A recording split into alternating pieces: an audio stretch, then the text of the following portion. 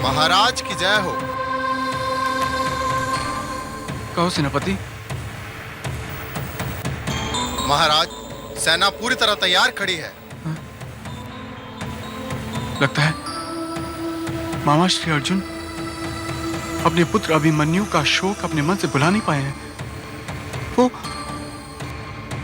अपने पुत्र के वध का प्रतिशोध लेने अब यहाँ आ रहे हैं।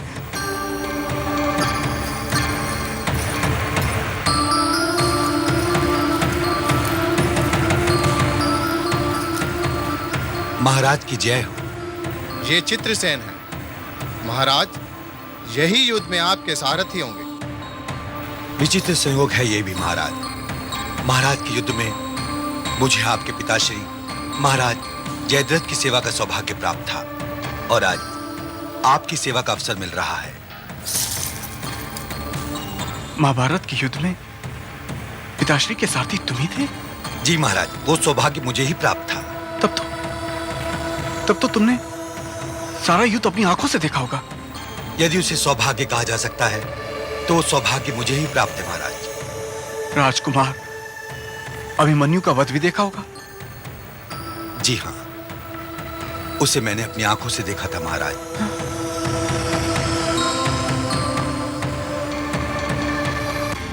हमें बताओ सारथी की क्या हुआ था? बड़ी दुखद घटना थी वो महाराज। चक्रव्यूह गुरु द्रोणाचार्य के मस्तिष्क का आविष्कार था।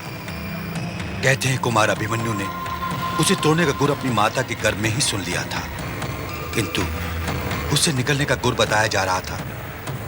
तभी उनकी माता को नींद आ गई, इसलिए वो निकलने का गुर ना जान सके। सो वो चक्रों में घुस तो गए, परंतु क्या? परंतु जब योद्धाओं ने उन्हें घेर कर उन पर प्रहार करना आरंभ किया तो उसमें घिर गए, और घिरे भी ऐसे जैसे कोई हिरण का बच्चा किसी भेड़ियों की झुरमुट में गिर जाता है। उन पर चारों ओर से प्रहार होने लगे, और प्रहार भी कैसे? एक का खड्ग उनके शरीर को छूकर निकलता था और दूसरे का खड्ग उनके कोमल तन में प्रवेश कर जाता था। उनके कोमल तन से रक्त के झरने फूट पड़े। बड़ा भयानक था वो दृश्य। और पिताश्री? उनका प्रहार तो सबसे घातक सिद्ध हुआ था। महाराज का खड्ग जब अभिमन्यु के तन से निकला तो उनके प्राण लेकर निकला। आज भी जब सोचता हूं तो तन के रोंगटे खड़े हो जाते हैं। कदाचित इसलिए मामा श्री अर्जुन ने पिताश्री का वध कर दिया होगा। आप ठीक कह रहे हैं महाराज। जिस दिन अभिमन्यु का वध किया गया था उस दिन पांडव पुत्र अर्जुन किसी दूसरे मोर्चे पर लड़ने गए हुए थे। लौटकर वापस आए तो उन्हें पता चला कि उनका पुत्र मारा जा चुका है। उनकी आंखों में रक्त उतर चुका था, और जब उन्हें पता चला कि किस प्रकार घेर कर उनके पुत्र को मारा गया है तो उनकी दृष्टि में आपके पिताश्री के प्रति घृणा का ज्वालामुखी फूट पड़ा। फिर क्या हुआ?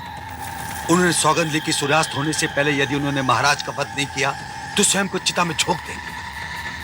वो अकेले ही पूरी सेना की ओर बढ़ते जा रहे थे। रास्ते में जो भी योद्धा आता था वो कटे वृक्ष की तरह ढेर हो जाता था। मुझे भली बात याद है महाराज, उनकी आंखों से प्रतिशोध की लिपटें निकल रही थी। ऐसा लगता था कि बाढ़ आई हुई नदी उमड़ती चली आ रही है, सबको उबालती हुई, सबको डुबोती हुई। फिर उन्होंने अपने गांडी उठाकर उस पर धनुष चढ़ाकर इतनी शक्ति से हमारे महाराज की ओर चलाया कि हमारे महाराज का सर धड़ से अलग होकर कोसों दूर जा गिरा। महाराज कहते हैं कि पांडव पुत्र अर्जुन के धनुष के बाणों से स्वयं यमदूत निकलते हैं। मैंने भी जीवन में पहली बार धनुष के बाणों से स्वयं यमदूतों को निकलते हुए देखा था।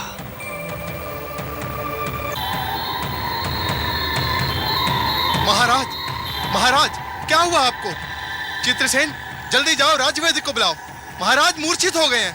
महाराज, महाराज! राजमाता, राजमाता, राजमाता, महाराज मूर्छित हो गए हैं। मूर्छित हो गए? कैसे? क्या हुआ उन्हें? पता नहीं राजमाता, राजवैद्य को बुलाया गया है। क्या हुआ माताश्री? पता नहीं, बस इतना पता चल सका है कि पुत्र सूरत मूर्छित हो गए हैं। आओ मेरे साथ।